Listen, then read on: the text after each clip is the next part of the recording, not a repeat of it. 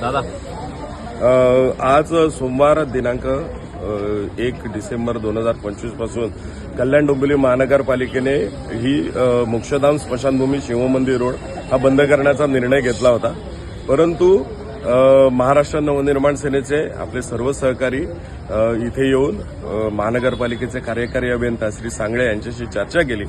इतर शहरातल्या इतर ज्या स्मशानभूमी आहेत त्या योग्यरित्या कार्यान्वित नाहीत, तिथे पुरेशा सुविधा उपलब्ध नसल्याकारणाने नागरिकांच्या कोणत्याही हरकती सूचना न मागवता ही स्मशानभूमी बंद करू नये।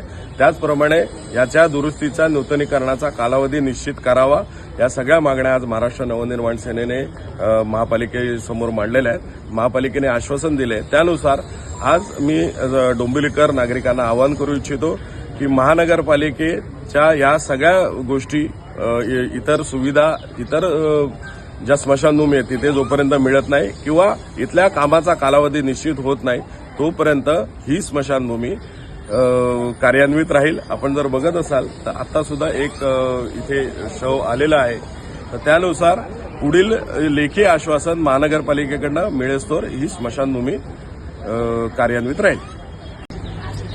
नमस्कार।